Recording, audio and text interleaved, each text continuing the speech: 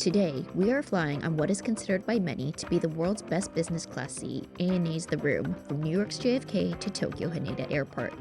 But after being released in 2019 for several years now, is it really still the best? I'll also be talking about the big mistake you should avoid when taking this flight. All right, so we are here at JFK Terminal 7 where ANA flies out from. We're just about to go check in.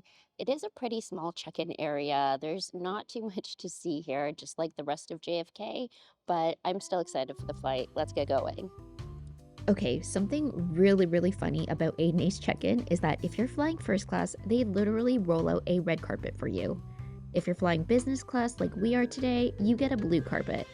And if you're flying premium economy or economy, you get no carpet. Who knew that ANA was this savage? I'm kind of really loving it though.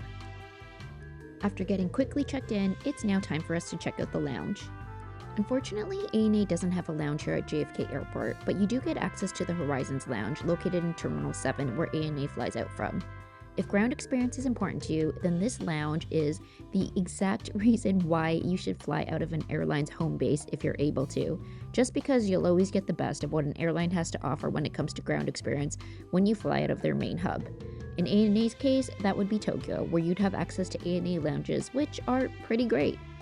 This being a third-party contract lounge, though, you lack that personal ANA touch. But you know what? This lounge gets the job done. The food is decent and it's still better than sitting at the terminal. But of course, you don't really want to fill up here anyways because the star, as always, is the flight and the food on the flight. To Tokyo Haneda Airport now inviting foreign It's now time for us to board, and here is a quick look at our 777-300ER that we'll be flying on today as well.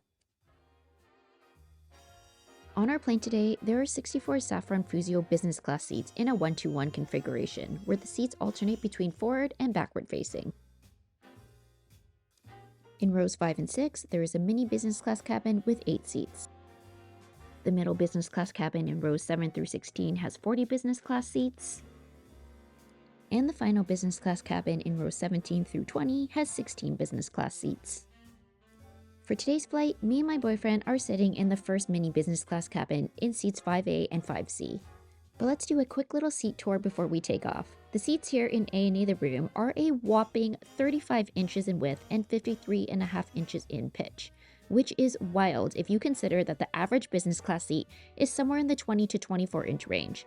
It's definitely big enough to compete with some first class seats. Across from the seat, we have the IFE, storage area, as well as the footwell area.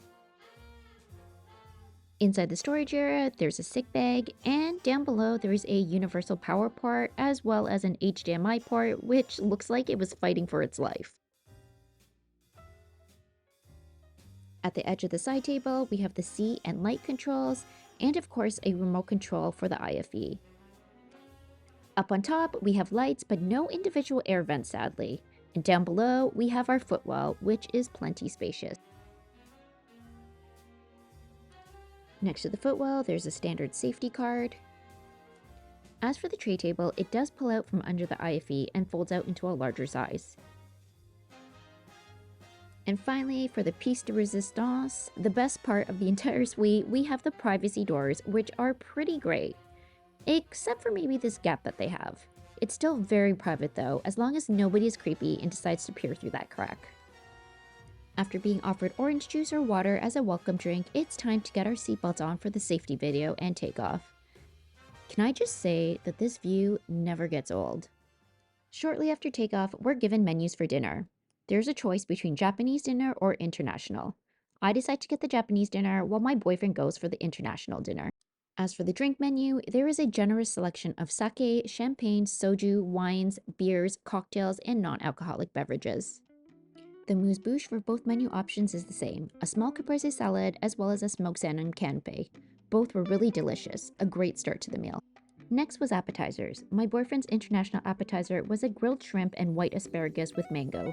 He said this was fresh and pretty good, and it also came with a side of bread.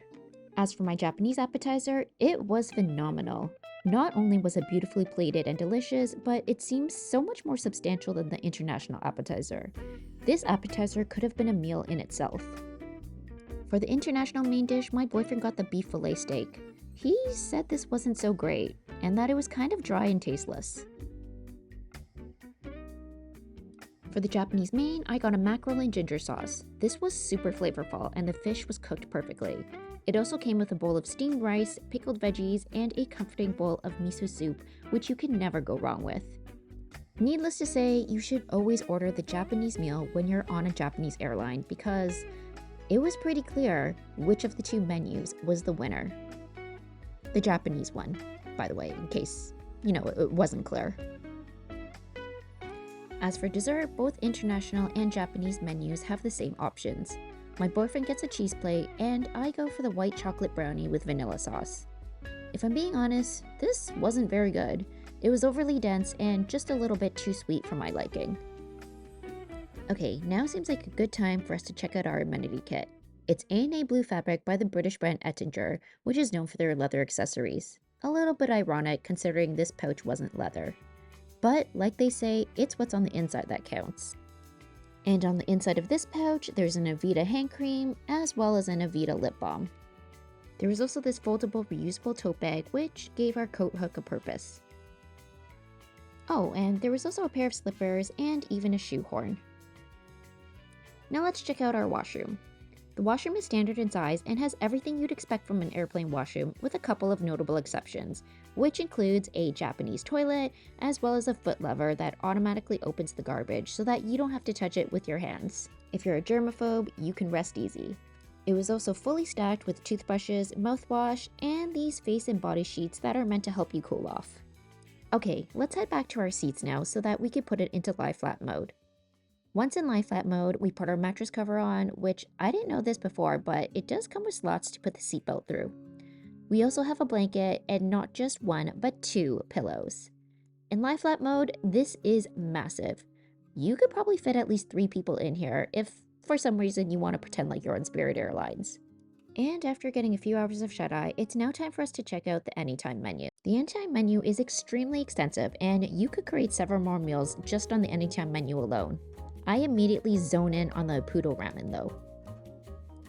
Even though the noodles are slightly overdone, the broth well makes up for it because it's warm and delicious and it has just the right amount of kick to it. I'm already getting excited for all the ramen eating that I'm gonna do once I'm in Japan. Okay, now let's talk about these headphones. These were unfortunately kind of flimsy and not that great, so try and bring your own if you can.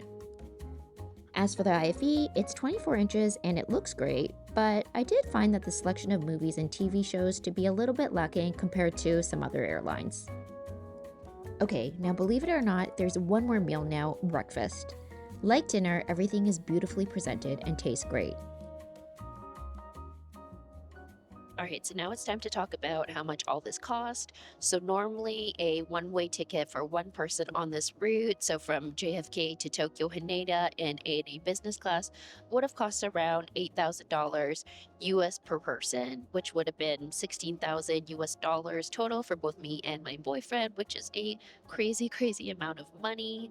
Thankfully, I was able to find award space though for this flight. Not only was I able to find award space, I was able to find 2 award spaces for this flight. I did redeem 75,000 Aeroplan points per person, so 150,000 points for the 2 of us, and then $65 in taxes and fees per person, so $130 for the 2 of us. And as we land in Tokyo with this amazing view of the Tokyo Tower, let's talk about the big mistake that you should avoid when booking this flight, which is booking A&A's older business class by accident, since not all A&A business class seats are created equal. The first thing you'll want to check is the aircraft, because only A&A's 777-300ERs will have the room. And to make things even more confusing, only some of the 777-300s have the room. Some of them still have the older seats. You'll know you're on a flight with the room because when you book it, it will say the room in the flight details. And if you want to double check to make sure, take a look at the seat map. If there are 20 rows in business class, you're on a flight with the room. If there's 21 rows of business class seats, then you're on a flight with the older product, which is still nice, but it's definitely not the room and you'll be paying the same price. And just before landing, they did give us one more snack, a nice, tasty, and crunchy pack of rice crackers. After 14 hours, it's now time for us to get out of here. Thanks for joining me on board today, and don't forget to subscribe and like to see more videos like this one.